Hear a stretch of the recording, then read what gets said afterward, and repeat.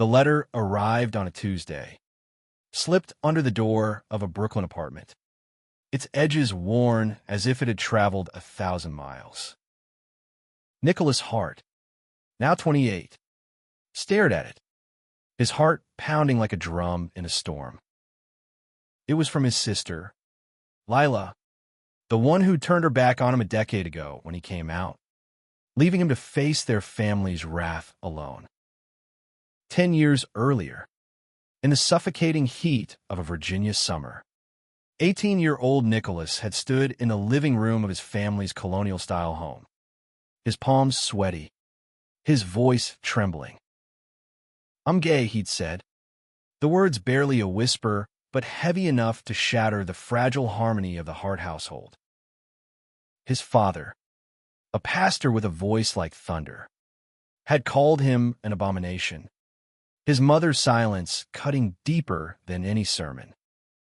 Lila, his older sister by 3 years, his confidant, his protector, had stood frozen, her eyes wide with fear.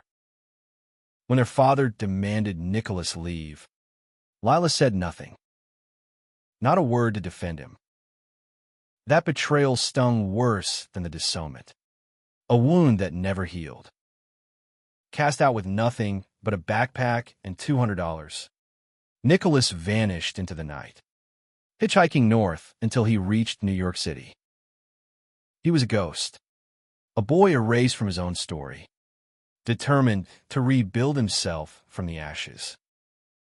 Over the years, he clawed his way up, working odd jobs, barista, delivery driver, freelance graphic designer, until he landed a stable gig at a Manhattan ad agency. He found love, too, in Ethan Caldwell, a 27-year-old photographer with a laugh that could light up the darkest corners of Nicholas's heart. They met at a gallery opening in Chelsea, where Ethan's photos of urban decay somehow mirrored Nicholas's own fractured past. Their first kiss, under a flickering streetlight, felt like a promise that life could be kind again. But the letter from Lila changed everything. "Nicholas, I'm sorry. I need you. I'm sick," it read, her handwriting shaky but unmistakable. She was in a hospital in Richmond, battling leukemia, and the doctors had given her months, maybe less. She begged him to come back, to help her find a bone marrow donor. The audacity of it burned after her silence, her betrayal. She dared ask for his help, yet something in Nicholas stirred. A flicker of the boy who once idolized his sister, who believed family was forever. He sat on the edge of his bed, Ethan's hand warm on his shoulder. "You don't owe her anything," Ethan said, his voice steady but laced with worry. Nicholas nodded, but his mind was already racing back to Virginia, to the house that had spit him out, to the sister who'd let him go. He didn't know if he was going back to save her or to confront her, but one thing was clear: he couldn't stay away. The train ride to Richmond was a blur of green fields and gray memories. Nicholas stared out the window, his reflection a stranger, sharp jawline, tired eyes, a man who'd survived but never quite healed. Ethan had wanted to come, but Nicholas insisted on facing this alone. "I need to do this for me," he'd said, kissing Ethan goodbye at Penn Station. Now, as the train slowed, the weight of his decision pressed against his chest. What did he owe Lila? What did he owe himself? The hospital smelled of antiseptic and regret. Lila was in room 412, her once vibrant auburn hair now thin, her face pale against the sterile white sheets. She looked older than her 31 years, but her eyes, those same hazel eyes they shared, lit up when she saw him. "Nick," she whispered, her voice cracking. He stood at the door, arms crossed, his heart a battlefield of anger and pity. "Why now?" he asked, his tone colder than he intended. 10 years. Lila. You didn't even call." Her eyes filled with tears. "I was scared. Dad, he would have turned on me too. I was weak. Nick. I'm so sorry." Her words hung in the air, fragile and insufficient. Nicholas wanted to scream, to demand why her fear was worth more than his pain. But the sight of her, frail and tethered to IVs, softened the edges of his rage. They talked for hours. The conversation a tightrope walk between resentment and reconciliation. Lila told him about her diagnosis, how it came out of nowhere, how their parents had barely visited, too consumed by their church's judgment. She'd been alone, just as he had been. Nicholas listened, his heart thawing despite himself. When she mentioned the bone marrow transplant, he didn't hesitate. "I'll get tested," he said, surprising himself. "But this doesn't mean I forgive you." The hospital lab was a quick walk down the hall, and the test was simple: a cheek swab, a vial of blood. The results would take days, but Nicholas already felt the weight of what he'd committed to. He wasn't sure if he was doing it for Lila or for the version of himself that still believed in second chances. Back in New York, Ethan was waiting, his apartment a sanctuary of warm lights and soft music. Nicholas collapsed into his arms, the tension of the trip spilling out in quiet sobs. "I don't know if I can do this," he admitted. Ethan held him tighter.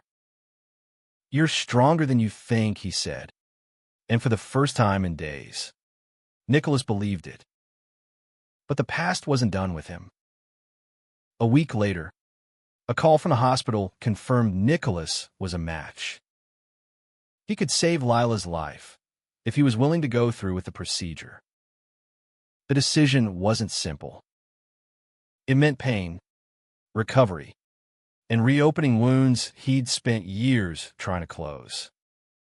Ethan urged him to take his time, but Nicholas felt the clock ticking, not just for Lila, but for the boy he used to be, the one who loved his sister despite everything. Nicholas spent the next few days wrestling with his choice, his mind a storm of memories and doubts. He remembered the summers he and Lila spent as kids, sneaking ice cream from the freezer, laughing until their sides hurt. She'd been his shield against their father's strict rules, the one who'd sneak him comic books when he was grounded. How had that love turned to silence? The question haunted him as he walked the streets of Manhattan. The city's pulse a stark contrast to the quiet dread in his chest. Ethan noticed the change in him. Over dinner at their favorite diner, a cozy spot in the West Village, Nicholas pushed his food around his plate, his thoughts miles away. "Talk to me," Ethan said, his hand resting gently on Nicholas's. "You're carrying this alone, and you don't have to." Nicholas sighed, his green eyes meeting Ethan's warm brown ones. "I want to help her, but every time I think about it, I see her standing there, letting me walk away. I don't know if I can forgive that." Ethan leaned closer, his voice soft but firm. "You don't have to forgive her to help her. You're doing this because of who you are, not who she was." Those words stuck with Nicholas, a lifeline in the chaos of his emotions. He nodded, squeezing Ethan's hand, grateful for the man who'd become his anchor. The decision to proceed with the donation came quietly, almost without fanfare. Nicholas called the hospital, scheduling the procedure for the following month. He needed to return to Richmond, face the sterile halls and his sister's hopeful eyes again. But first, he needed to confront another ghost, his parents. Lila had mentioned they were still in Virginia, still leading their church, still preaching the same fire and brimstone rhetoric that had driven him away. He didn't want their approval. He'd long since stopped needing it. But he needed closure, a chance to stand in front of them as the man he'd become. The trip to Virginia was different this time. Nicholas felt a quiet strength, bolstered by Ethan's unwavering support. He rented a car and drove to his childhood home, the white-painted colonial house looking smaller than he remembered, its picket fence chipped and faded. His mother answered the door, her face a mix of shock and something softer, regret. Maybe. Nicholas, she whispered, her voice trembling. His father appeared behind her, his expression unreadable. I'm not here for you, Nicholas said, his voice steady. I'm here for Lila. I'm saving her life. The words were a declaration, a line drawn in the sand. His father's jaw tightened, but he said nothing. His mother's eyes glistened, but she didn't reach for him. Nicholas turned away, the weight of their silence familiar, but no longer crushing. Back at the hospital, Lila was stronger, her spirits lifted by the news of Nicholas's match.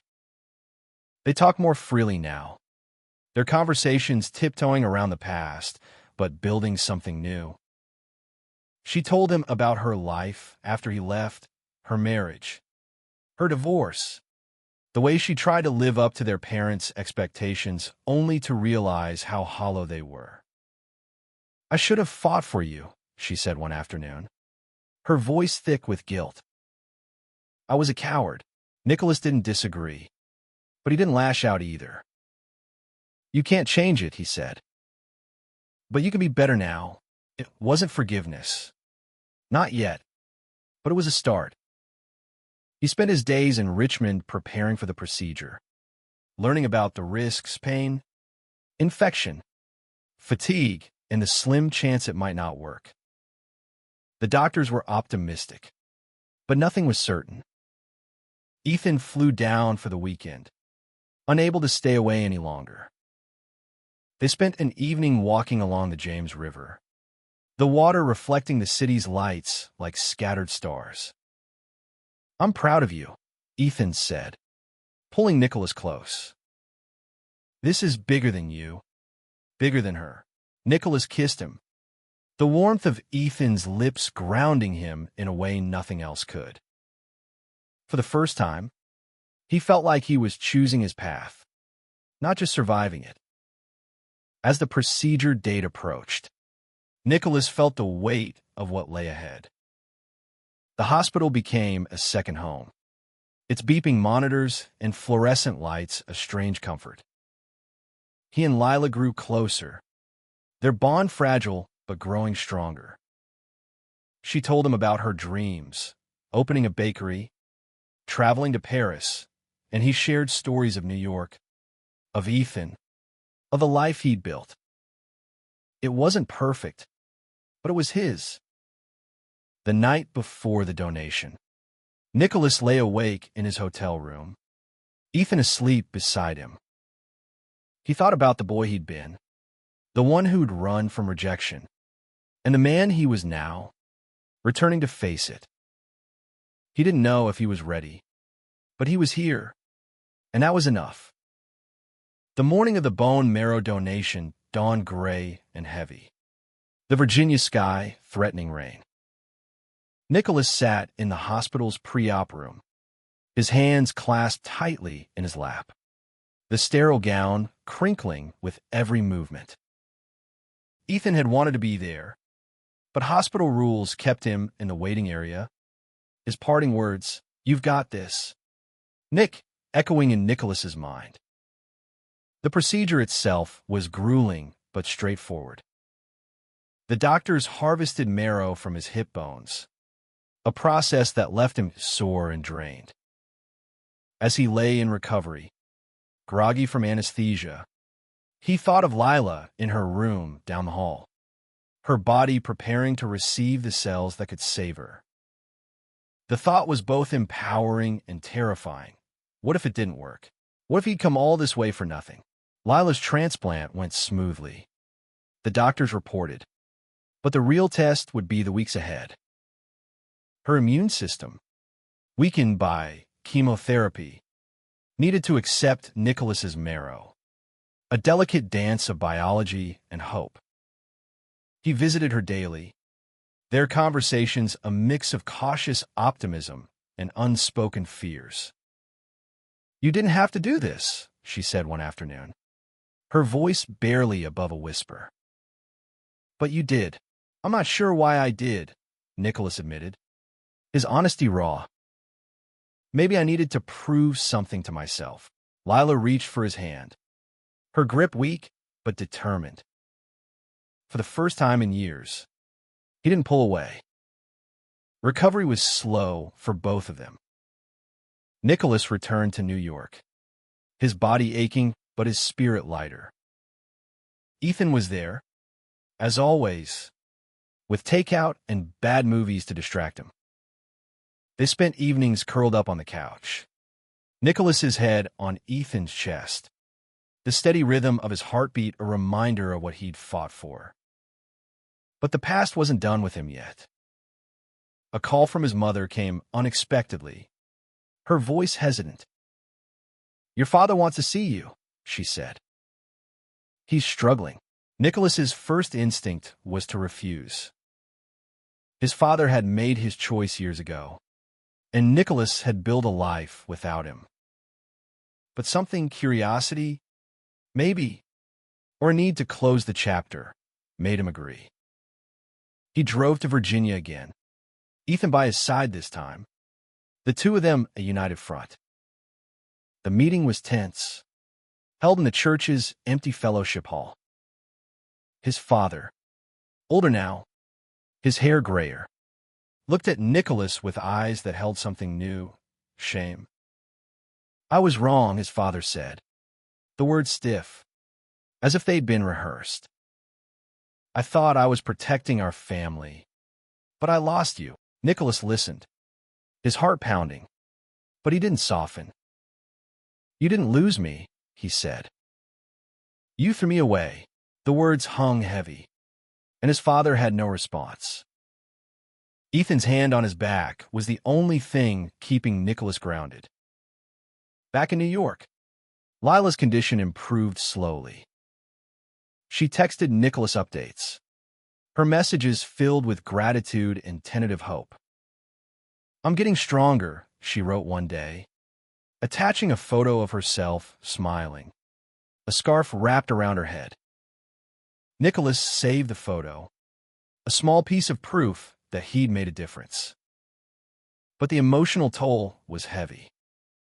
Nicholas struggled with nightmares, memories of his disownment blending with fears of losing Lila again.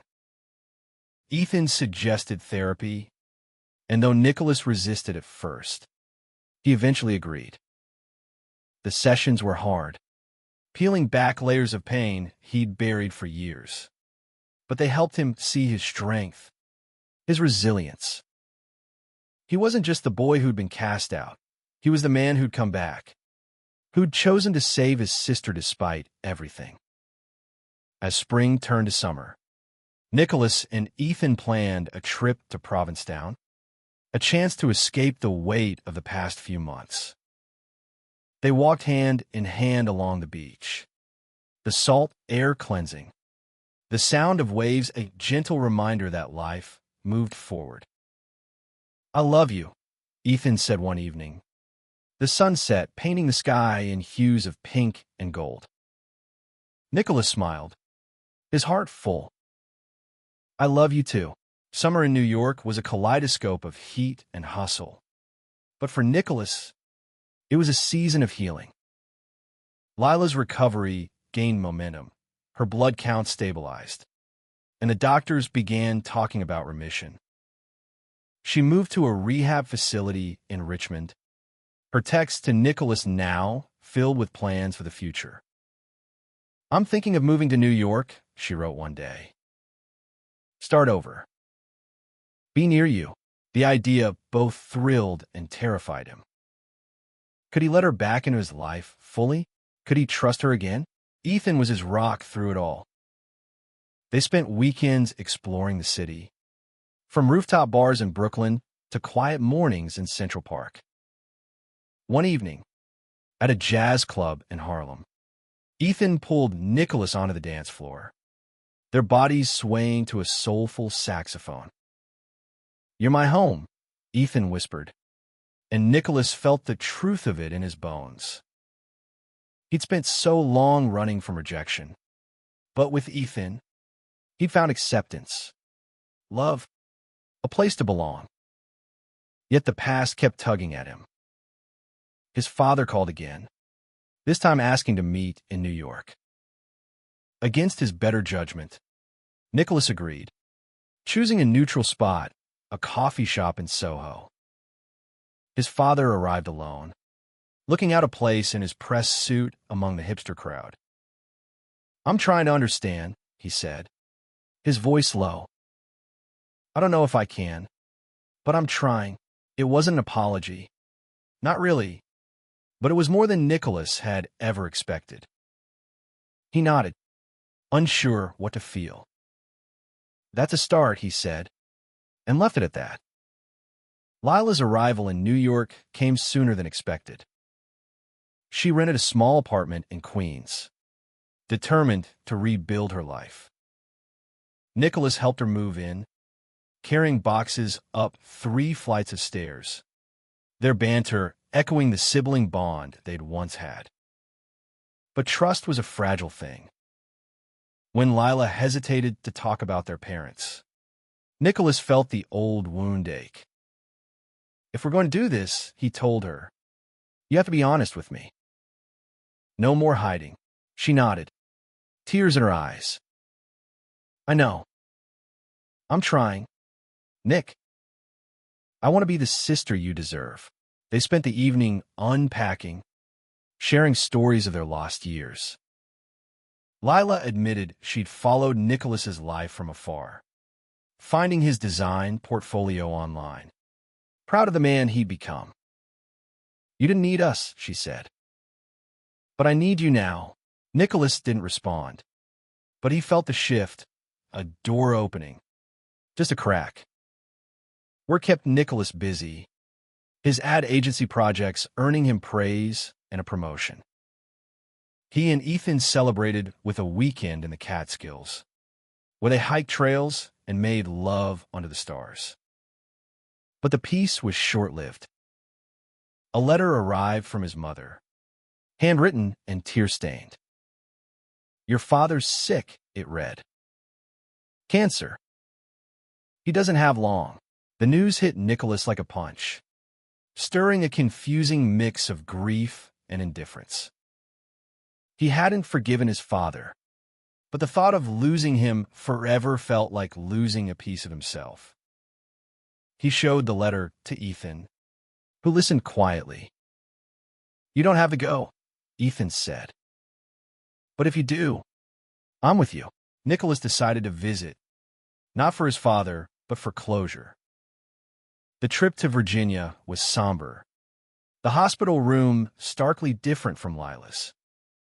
His father was frail, his voice a rasp. "I failed you," he whispered. "I see that now." Nicholas stood silent, the words too late but heavy with truth. He left without forgiving, but he left lighter. Lila joined him for the drive back to New York, their first road trip together in years. They talked about everything and nothing, the miles bridging the gap between them. "I'm proud of you," Lila said as they crossed the George Washington Bridge. Nicholas glanced at her, a smile tugging at his lips. "I'm proud of us," he replied. Fall painted New York in shades of amber and crimson, and Nicholas felt the city's energy mirrored his own, a mix of vibrancy and change. Lila was settling into her new life, taking baking classes and landing a job at a local cafe. Their relationship grew stronger, built on small moments, coffee dates, late-night talks, the occasional argument that ended in laughter. But forgiveness was a slow burn. Nicholas still guarded his heart, wary of being hurt again. Ethan proposed on a crisp October evening, under the twinkling lights of a Brooklyn rooftop. He got down on one knee, his hands trembling as he held out a simple silver ring. "Marry me, Nick," he said, his voice thick with emotion. "I want forever with you." Tears stung Nicholas's eyes as he said yes, the weight of his past falling away in that moment. They kissed, the city sprawling below them, a testament to the life they'd built together. Planning the wedding became a joyful distraction. Lila threw herself into helping, designing invitations and suggesting venues. "I want to be part of this," she told Nicholas, her eyes earnest. He nodded, letting her in a little more. The wedding was set for spring, a small ceremony in Central Park, surrounded by friends who'd become their chosen family. But as the date approached, Nicholas felt the shadow of his father's illness looming. His father's condition worsened, and Nicholas made one final trip to Virginia. Ethan and Lila came with him, a show of solidarity. In the hospital, his father was barely conscious. His breathing labored. "I love you," he whispered, the words barely audible. Nicholas froze, the confession both a gift and a burden.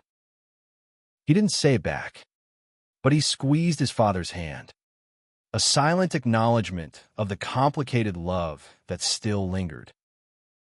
His father passed 2 days later. The funeral was small, held in the church Nicholas had once dreaded. He stood at the back, Ethan's arm around him, Lila on his other side. His mother approached afterward, her face etched with grief. "Thank you for coming," she said. Nicholas nodded, unsure if they'd ever fully reconcile, but open to trying. Back in New York, life moved forward. Lila's health continued to improve, and she started dating a kind woman named Maria, who brought a new light to her eyes.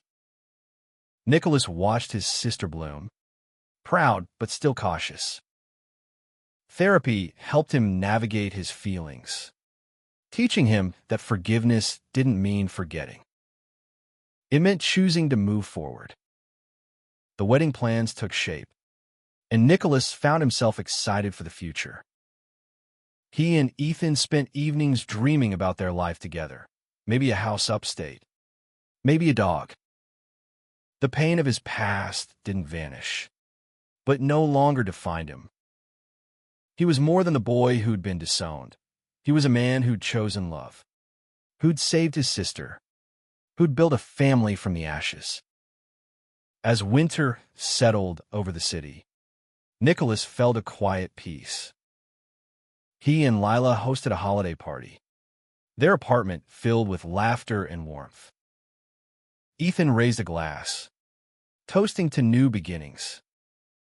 Nicholas looked around, at the sister he'd reclaimed, the man he'd marry, the life he'd fought for. It wasn't perfect, but it was his, and that was enough. Spring arrived in a burst of color, and with it, Nicholas and Ethan's wedding day. Central Park was a vision of blooming cherry blossoms, the air sweet with possibility. Nicholas stood at the altar, his navy suit tailored to perfection, his green eyes bright with joy. Ethan, dashing in a charcoal tux, grinned as he took Nicholas's hands, their vows of promise etched in every word. "You show me what love means," Nicholas said, his voice steady. "I choose you. Every day. Forever." Lila was there, her smile radiant as she stood beside Maria. her own journey of healing mirrored in her brother's. She'd become a constant in Nicholas's life, their bond no longer fragile but forged in shared survival. As the officiant pronounced them married, Nicholas and Ethan kissed, the crowd erupting in cheers. The reception was a blur of dancing, laughter, and toasts, with Lila's speech, funny, heartfelt, bringing tears to Nicholas's eyes. But the day wasn't without its shadows. Nicholas's mother had sent a card, a tentative olive branch, but she didn't attend. He tucked the card away, not ready to open that door, but not closing it either. His father's absence was a quiet ache, but Nicholas focused on the present, the man beside him, the sister who'd returned, the life he'd built. Months later, Lila's remission was confirmed, a victory that felt like theirs together. She opened her bakery in Brooklyn, a cozy shop filled with the scent of fresh bread and her infectious optimism. Nicholas and Ethan were her first customers, their pride in her palpable. "You saved me," Lila told Nicholas one quiet afternoon, her hands dusted with flour. "Not just my life, but who I am." Nicholas shook his head. "We saved each other," he said, and meant it. Their relationship wasn't perfect. There were still moments of tension, old wounds that flare, but it was real, built on honesty and effort. As the years passed, Nicholas and Ethan grew together, their love a steady flame. They adopted a rescue dog, a scruffy mutt named Max, and bought a small house in the Hudson Valley, a place to escape the city's chaos. Lila visited often, her laughter filling their home. Nicholas's mother reached out sporadically, their conversations cautious but growing warmer. He didn't need her approval anymore, but he welcomed her effort. One evening, as Nicholas and Ethan sat on their porch, watching the sunset, Nicholas reflected on his journey. He'd been disowned, erased, but he'd returned, not just to save his sister, but to reclaim himself. The boy who'd vanished without a trace was gone, replaced by a man who'd found his voice, his love, his purpose. He leaned against Ethan, their hands intertwined. "Thank you," Nicholas said, his voice soft. Ethan kissed his forehead. "For what?" he asked. Nicholas smiled. The answer simple but profound. "For being my home." The stars emerged, one by one, a reminder that even in the darkest nights, light could be found. Nicholas had faced rejection, betrayal, and loss, but he'd also found redemption, love, and a family he'd chosen. His story wasn't just about surviving, it was about thriving, about turning pain into purpose, about loving fiercely in a world that didn't always love back.